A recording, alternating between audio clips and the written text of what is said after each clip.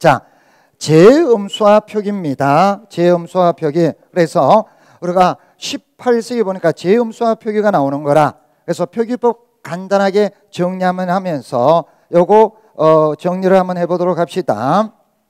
자, 표기법입니다. 우리가 그동안 표기법을 보면은 자, 요것이 되죠. 특히 여러분 우리가 일반적 표기법, 그래서 어떤 것이 나오느냐? 첫째, 여러분들이 아는 것이 연철이다, 그죠? 이어적기. 두 번째, 분철이다, 끊어적기. 세 번째, 중철이다, 이 거듭적기가 되죠. 그래서 이 표기법은 반드시 여러분들이 정리를 해줘야 된다고 했습니다. 이게 이어적기, 이것이 끊어적기.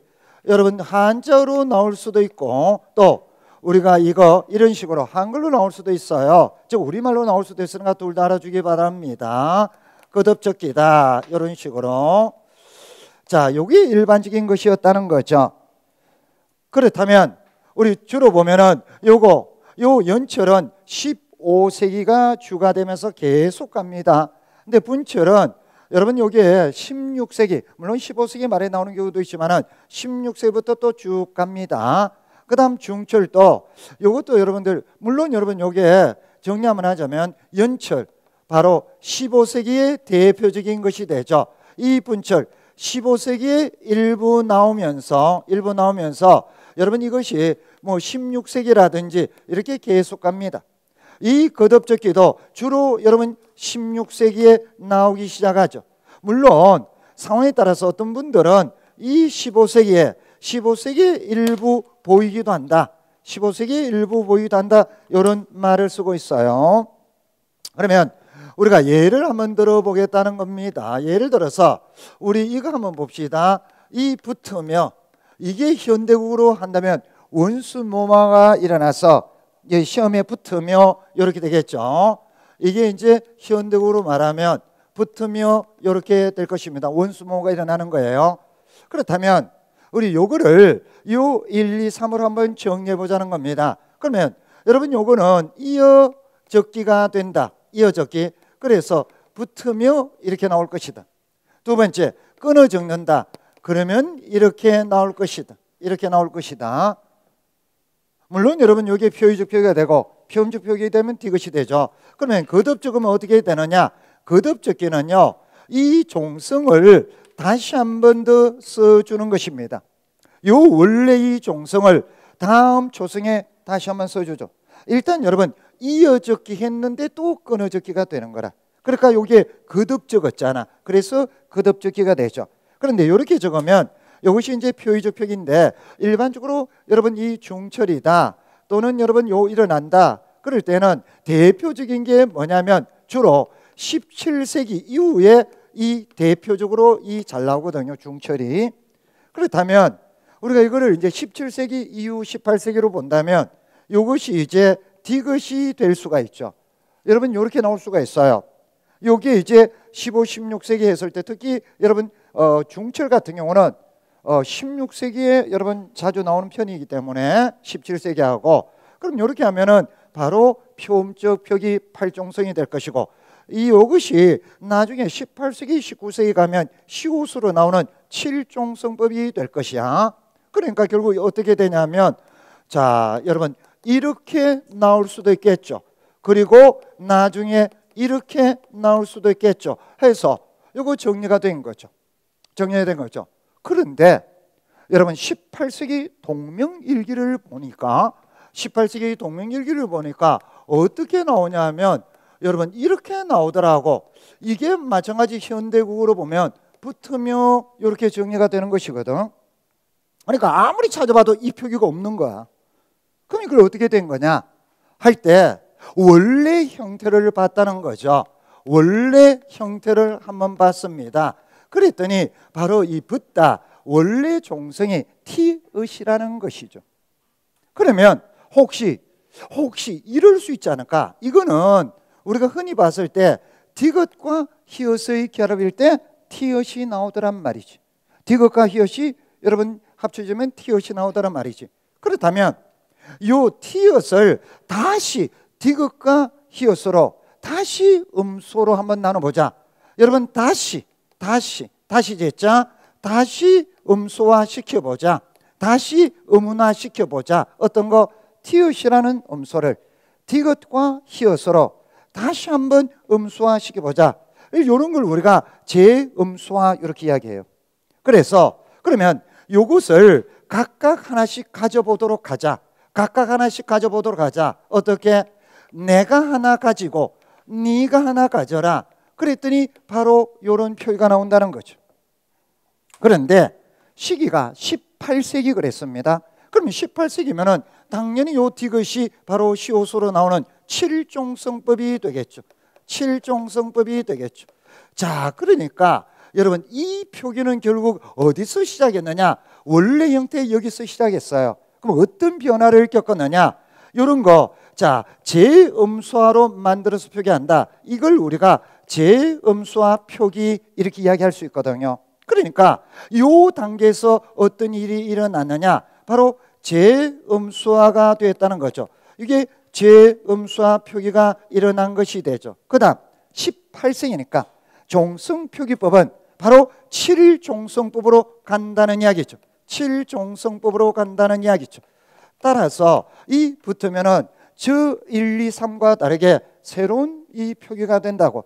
이런 걸 우리가 재음소화 표기 그러고 주로 이 근대국어, 주로 근대국어에 이런 것이 나타났다. 이런 이야기가 됩니다. 자, 그렇다면 정리하자면 이 재음소화 표기라는 것은 어떻게 이야기를 할 수 있느냐? 재음소화 표기라는 것은 자, 여러분 이렇게 이야기를 할 수 있네요. 우선 자, 치읓이다. 그 다음 키역이다. 그 다음 티읕이다. 피읍이다. 이것을 2차 분석을 한다는 거죠. 2차 분석을 하여 어떻게 지읒과 히읗으로, 그 다음 기역과 히읗으로, 그 다음 디귿과 히읗으로, 그 다음 비읍과 히읗으로 요거 로 표기하는 거, 로 표기하는 거, 이것을 우리가 재음소화 표기라고 그러는 거예요. 재음소화 표기. 그러니까 여러분 여기서 아주 중요한 게 뭐냐? 원래 형태 받침을 봐야죠. 원래 형태 받침이 이거다 이거일 경우에 어떻게 이거다 이렇게 나누어서 표기하는 거죠. 나누어서 표기하는 거죠. 그러니까 이 개념과 전제 조건을 내가 잘 보라고 그랬잖아. 요거. 자, 이것이 지금 재음소화 표기가 되는 것입니다. 재음소화 표기. 자, 그렇다면 여기서 요걸 한번 보자고요. 이렇게 해서 우리가 재음소화 표기 그리고 일반적인 기본 표기를 쭉 했잖아. 그런데 동명일기를 봤더니 어떻게 나오느냐는 거예요. 동명일기를 봤더니 이렇게 나오는 거예요. 자, 예를 들어서 이 가탄이 나왔다는 거죠. 이 가탄이. 물론 뒤에는 또 같아요도 나오고, 그 다음 또 쭉 하다 보니까 수레박휘가 나왔다는 거예요. 수레박휘. 그러니까 요거를 두고 요거 어떻게 혹시 붙으며처럼 재음소화 표기 아니냐, 이거를 잘못 가르치는 경우가 있다고 그랬죠. 이거를. 자, 그렇다면 여러분 우선 요 수레바퀴를 한번 봅니다. 이거는 뭐냐면 요거는 오늘날 수레바퀴가 됩니다. 오늘날 수레바퀴가 됩니다. 이 바퀴. 그러면 요거는 어떻게 되냐면 재음소화 표기와 전혀 관계가 없어요. 그런데 여러분 우리 학원가에서 이거 재음소화 표기로 가르쳐서 내가 잘못됐다고 그랬죠. 그걸 또 배우고 있죠. 여러분 보세요. 뭐냐면 재음소화 표기는 원래 여러분 받침이 뭔가를 봐야지. 그런데 이거는 여러분 받침도 어설픈대로 보세요. 우선 요 바퀴가 바퀴인데 중세의 제일 처음에 뭐냐면 바회라고 나옵니다. 바회. 이게 오늘 바퀴예요. 여기에서 여러분 이제 16세기, 17세기, 18세기 가면 뭐가 하냐면 기역이 첨가되어서 여러분 박회 또는 여러분 박휘 이렇게 나오는 거예요. 중요한 거는요. 여러분 보세요. 기역이 첨가가 일어난 거죠. 선생님 왜 일어났습니까? 그거는 여러분 할 도리가 없죠. 하나의 의문적인 또는 표기상 일어나는 현상이니까. 이것이 여러분 16세기, 17세기, 18세기, 19세기 다 나와요. 이게 다 나옵니다. 그런데 여러분 거기 이제 17세기 이래 보면 일부 이렇게 나오기는 해요. 여러분 어떻게 나오기도 하냐면요. 여러분 여기서 둘이 이제 합쳐가지고 여러분 보세요. 박회가 나오는 겁니다. 그럼 요 현상은 뭘까요? 축약이죠. 여러분 요거 보세요. 요 상태에서 일어나는 게 뭐냐면 기역이 첨가가 됐습니다. 그 다음 기역과 히읗을 합쳤더니 바로 기역이 되는구나. 이 두 개를 합쳤더니 기역이 되는구나. 이걸 우리는 이름하여 축약이라고 그러죠. 축약이라고 그러죠. 그래서 요 표기가 여러분 같이 나오기도 해요. 요 둘이 같이 나오기도 한다고. 그리고 계속 이것이 가장 많이 나오고 이것이 또 섞여서 여기 같이 나오기도 하고, 그 다음 이것이 이제 어떻게 오늘날 바퀴가 된 거죠. 그런데 여러분 이 바퀴는요, 여러분 이 상태가 일어나고 나온 현상인데 갑자기 이걸 거꾸로 해서 기역은 기역과 히읗으로 나눌 수 있다. 그래서 기역 네가 하나 가지라, 히읗 네가 하나 가지라. 이게 무슨 소리야? 훗날 나타난 걸 어떻게 알고 자기가 해? 그리고 문헌에 이 과정이 쭉 순서대로 있다니까. 그렇다면 여러분 이런 논리로 이야기한다면 되게 웃겨요. 여러분 이거 뭡니까? 이것도 제음사 표기겠네요. 그죠? 그렇잖아요. 왜? 여러분 좋고니까. 여러분 좋고니까 기역을 거꾸로 해서 여러분 그게 아니잖아. 그게 아니잖아. 이게 아니잖아. 이걸 축약이 돼서 기역이 됐지. 기역이 어떻게 히읗 기역으로 제음소화 됐나? 이 말이 안 되는 이야기잖아. 그래서 항상 여러분 내가 주장한 게 뭐냐? 원래 형태를 보라고. 원래 받침이 티읕이잖아. 그러니까 둘로 해서 하나 가지고 하나 하는데 아무 받침도 없고 기역이 첨가돼서 축약이 된 상태를 그냥 끄집어 와서 난도질을 해서 제음소로 가라 이런 게 어디 있어. 그래서 특히 이거는 여러분 고등학교 동명이인 나올 때도 잘못 가르치고 여러분 거기 참고서 이런 거 다 잘못됐다고 그랬습니다. 요거 정리를 반드시 해주기 바랍니다. 자, 그러면 이제 두 번째입니다. 요거 정리가 됐죠. 이번엔 가탄을 하는데 이 가탄을 보면은 어떤 경우가 있냐면 여러분 두 가지가 있습니다. 자, 첫째, 여러분 15세기 보면은요 이 같다가 있어요. 같다가 있습니다. 같다. 그런데 두 번째 이 같하다가 있어요. 여러분 요 같다와 같하다가 바로 현대국으로 보면 같다가 되는 거예요. 같다가 되는 거죠. 그렇다면 만약 여러분 이 둘을 생각했을 때 이게 어떻게 되는가 한번 보도록 합시다. 여러분 예를 들어서 이걸 보고 나는 1번에서 왔다고 본다. 아니 나는 2번에서 왔다고 본다. 그러면 각각의 경우를 적용합니다. 자, 1번에서 왔다고 본다. 물론 요거는 표의적 표기고 표음적 표기일 때는 디귿이 되겠죠. 자, 그렇다면 저 가탄을 한번 해보도록 합니다. 이 가탄이 어떻게 됐을까? 자, 1번에서 옵니다. 원래 이게 같다였을 거야. 그리고 안이 붙었다. 안이 붙었다. 그러면 우리가 일반적으로 했을 때 여러분 이어 적기는 어떻게 되나요? 갓한. 그러면 끊어 적기는 어떻게 되나요? 갓안.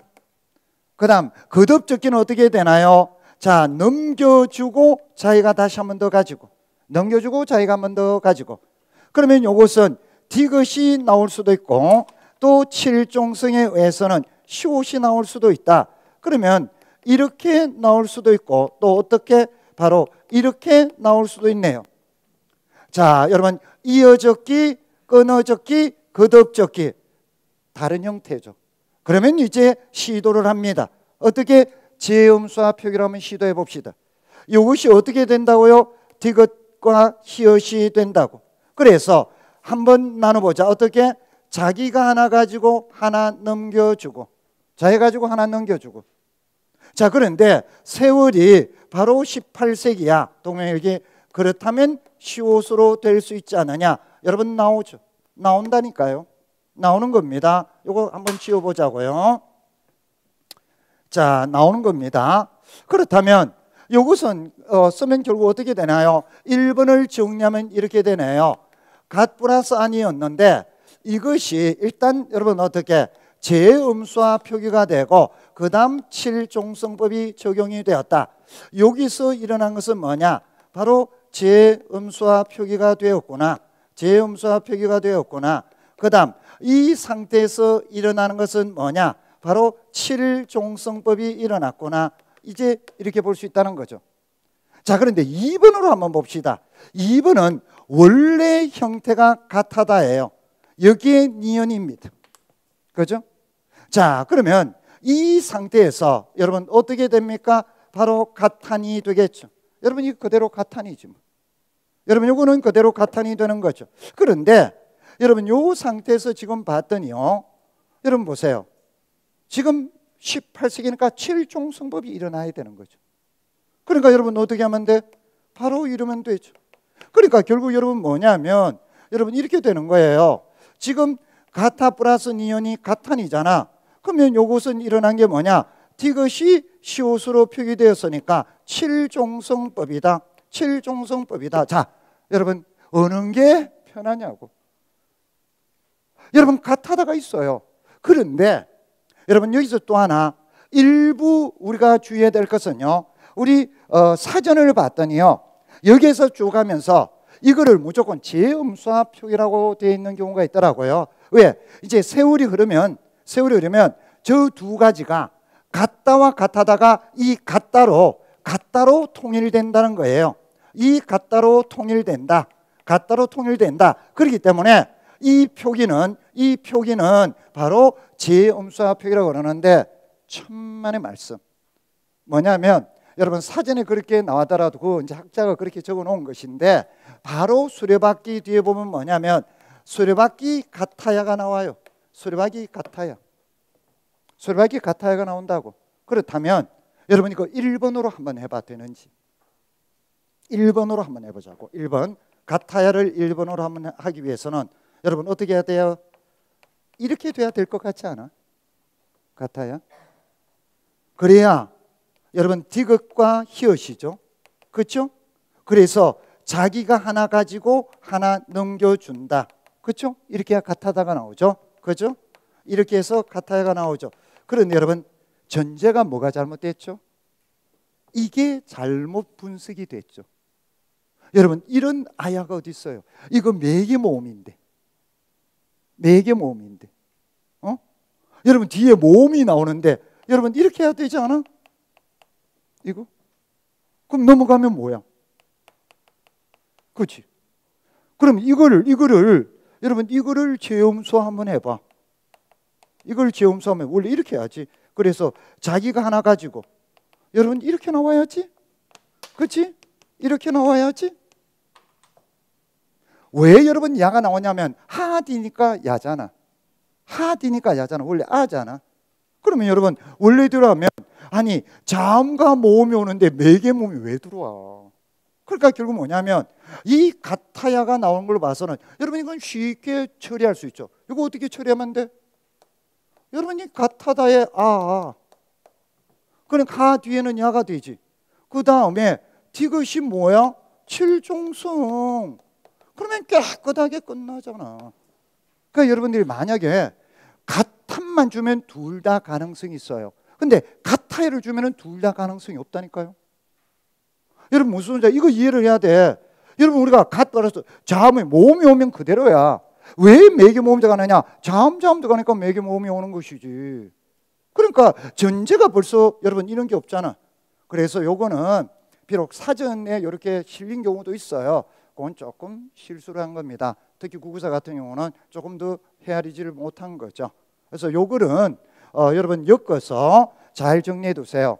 내가 모의고사 때 유사하게 어느 조건을 주고 한번 시험을 보도록 하겠습니다.